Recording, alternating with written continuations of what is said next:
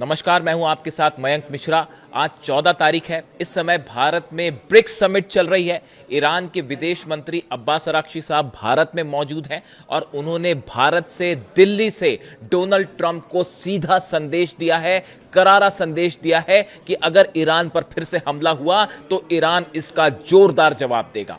हम इस पर बात करेंगे, ब्रिक्स समिट पर भी बात करेंगे और ईरान और रूस का भारत को लेकर क्या रुख है इसको लेकर भी बात करेंगे। लेकिन शुरुआत मैं एक खास खबर से करना चाहता हूं। देखिए, ईरान के विदेश मंत्री अब्बास अराक्ची साहब जब भारत पहुंचे तो वो जिस प्लेन में बैठकर भारत आए उस जहाज पर लिखा हुआ था मिनाब 168।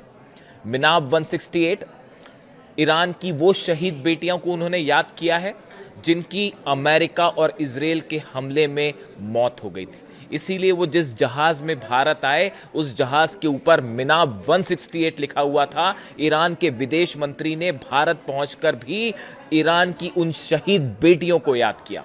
और मैं पूरे हिंदुस्तान की तरफ से ये कहना चाहता हूं, ईरान के विदेश मंत्री से सीधा कहना चाहता हूं कि पूरा हिंदुस्तान ईरान के इस दर्द को समझता है। ईरान में जिस तरह से मासूम छोटी छोटी बेटियों पर हमला हुआ, उनको शहीद किया गया, उस पूरे दर्द को हिंदुस्तान का एक एक शख्स महसूस करता है और इस पूरे मुद्दे पर भारत हमेशा ईरान के साथ खड़ा हुआ है। देखिए, व्यक्तिगत रूप से आप मेरी राय हमेशा जानते हैं। इस मुद्दे को लेकर हमेशा मैंने बेबाकी से अपनी राय रखी है। मेरा मानना यह है कि ये इतिहास का सबसे बर्बर हमला माना जाएगा, इतिहास की सबसे शर्मनाक घटना मानी जाएगी। जिस तरह से छोटी छोटी बच्चियों के ऊपर टॉमहॉक मिसाइल्स मारी गई, इससे घटिया हरकत इतिहास के सबसे शर्मनाक घटनाओं में इसे गिना जाएगा, हमलों में इसे गिना जाएगा। और जिन्होंने ये हमले किए उनके नाम वॉर क्रिमिनल्स की तरह लिए जाएंगे। मुझे ये कहने में कोई हिचक नहीं है। देखिए, अब्बास अराक्ची साहब भारत आए, वो बैठक में हिस्सा ले रहे हैं, ब्रिक्स समिट में हिस्सा ले रहे हैं। रूस के विदेश मंत्री लावरोव जो है वो भी भारत में है। इसके अलावा ब्रिक्स के जितने विदेश मंत्री हैं वो सब भारत में हैं। बड़ी समिट हो रही है। देखिए, इसी बीच जो है उनका बयान आया है। मैं पहले ईरान की बात करूंगा, उसके बाद हम रूस की बात करेंगे। ईरान की तरफ से अब्बास अराक्ची साहब ने और उप विदेश मंत्री जो हैं काजिम गरीबाबादी, इनकी तरफ से बड़े बयान सामने आए हैं। पहले हम अब्बास अराक्ची साहब की बात करें। उन्होंने भारत में आके दिल्ली से डोनाल्ड ट्रंप और अमेरिका को संदेश दिया है कि जिस तरह से ईरान पर हमले किए गए, झूठ बोलकर हमले किए गए कि ईरान के पास न्यूक्लियर वेपन है, पूरी तरह से गलत दावे थे ये और गलत आरोप लगाकर ईरान पर हमले किए गए। बात नंबर 1। उन्होंने ये भी कहा कि बातचीत हो रही थी, उस बीच में हमले किए गए, ये सरासर धोखा था। उन्होंने ये भी कहा कि अगर ईरान को अब फिर से हमला किया जाता है ईरान पे, तो ईरान इसका करारा जवाब देगा। ईरान ने ब्रिक्स समिट में भी अपने पक्ष को बड़ी मजबूती के साथ रखा है। जिस तरह से हमले हुए ईरान पे, उसको लेकर बड़ी साफगोई के साथ ईरान के विदेश मंत्री ने ये बात रखी है। इसके अलावा देखिए, ईरान के जो उप विदेश मंत्री हैं काजिम गरीबाबादी, जब ये भी भारत में है इस समय, जब ये पहुंचे यहाँ पर तो उन्होंने बयान दिया। देखिए, एक तो बड़ी अहम बात ये है कि इस समय जब ये ब्रिक्स समिट हो रही है, इसी दौरान हॉर्मुज से भारत के 2 और जहाज़ जो हैं वो हॉर्मुज को क्रॉस कर चुके हैं। ईरान ने हमेशा इस बात को कहा, एक बार फिर ईरान ने इस बात को दोहराया है कि जो काजिम गरीबाबादी हैं, उप विदेश मंत्री ईरान के, इनकी तरफ से इन्होंने कहा है कि भारतीय जहाज़ों को हॉर्मुज का इस्तेमाल करने के लिए प्राथमिकता दी जा रही है। और गौर करने वाली बात है कि ईरान ने यहाँ कई जो जहाज़ निकले हैं उनसे टोल टैक्स दिया है, लेकिन भारत से किसी तरह का टोल टैक्स नहीं लिया गया है। और ईरान ने ये वादा किया है कि यहाँ से जितने जहाज़ निकल रहे हैं उसमें भारत के जहाज़ों को निकलने में हमेशा प्राथमिकता दी जाएगी, प्रायोरिटी दी जाएगी। इस समय आप देख ही रहे हैं पूरी दुनिया में जो है तेल और गैस का संकट है। इस बीच ईरान की तरफ से ये वादा किया गया है भारत से कि किसी भी तरह का भारत में तेल संकट अगर आता है या गैस से संबंधी संकट आता है तो ईरान भारत की हर संभव मदद करने के लिए तैयार है। और जितना तेल भारत को चाहिए वो ईरान देने के लिए, सप्लाई करने के लिए तैयार है। भारत के 25 जहाज हॉर्मुज में फंसे हुए थे जब से क्राइसिस शुरू हुआ, उसमें से 11 जहाज निकल चुके हैं। 2 और जहाज़ों के अगले 2 दिन के भीतर वहां से बाहर निकलने की आधिकारिक पुष्टि कर दी गई है, यानी 2 जहाज वहां से और निकल गए हैं।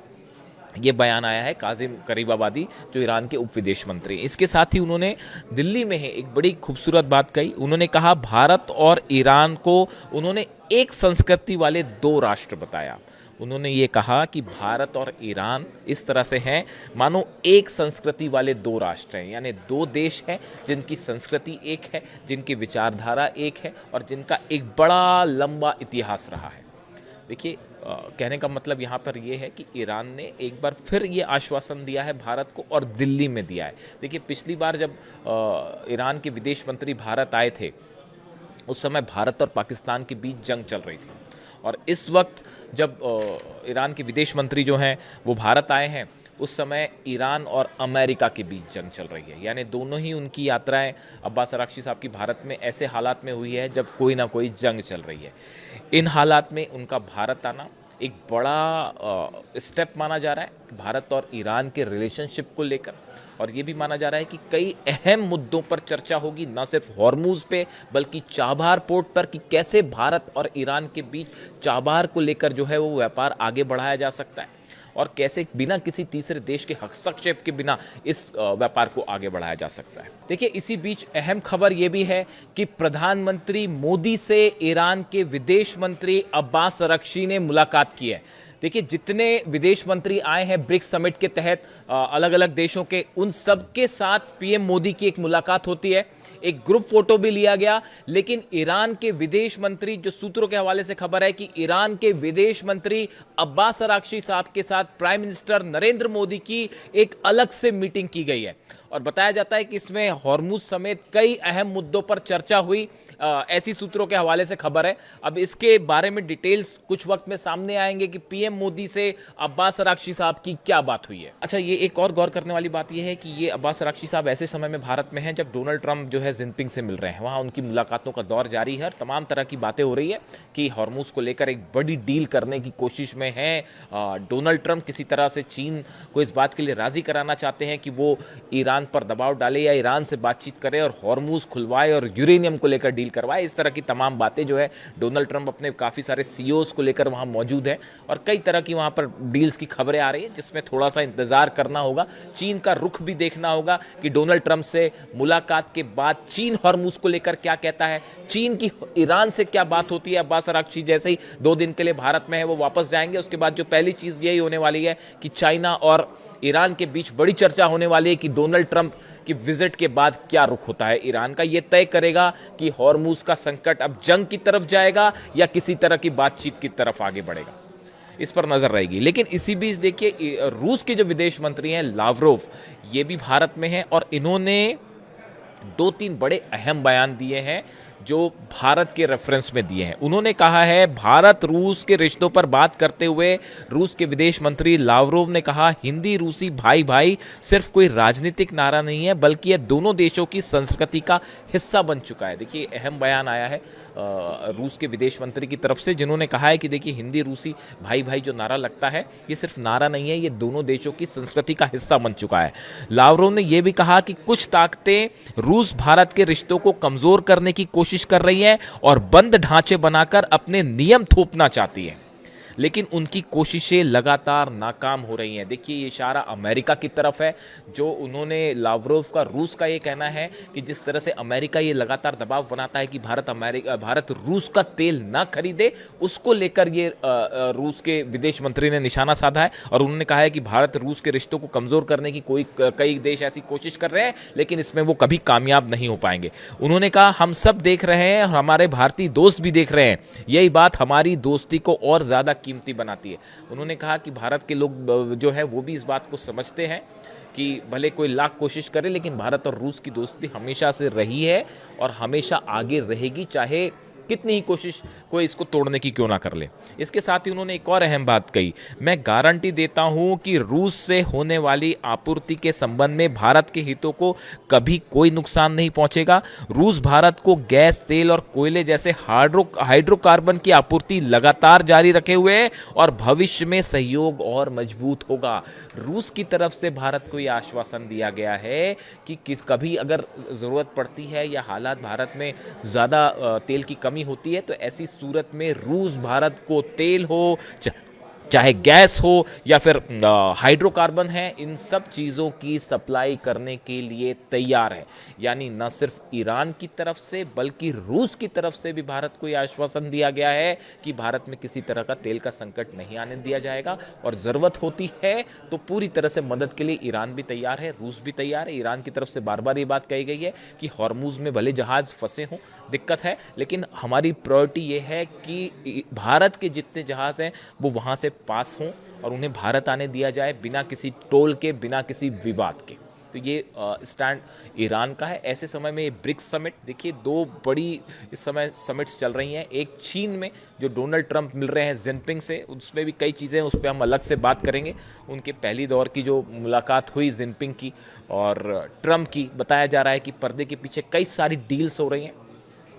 ताइवान और हॉर्मुज, ये दो मुद्दे ऐसे हैं कि क्या ताइवान और हॉर्मुज को लेकर कोई बड़ी डील हो रही है कि हम ताइवान में इंटरफेयर नहीं करेंगे, आप हॉर्मुज को खुलवाइए, इस तरह की कोई डील तो नहीं हो रही। जो बड़े सारे एक्सपर्ट इस बात को लेकर अपनी राय जाहिर कर रहे हैं। कई सारे सीईओज आए हैं, तमाम टैरिफ्स को लेकर बातें हो रही हैं, तमाम ट्रेड डील्स हो रही हैं, बिजनेस डील्स हो रही हैं। वो डील्स एक तरफ है, लेकिन सबसे बड़ी जो प्रायोरिटी है डोनाल्ड ट्रंप की, वो है हॉर्मुज और ईरान के साथ न्यूक्लियर डील।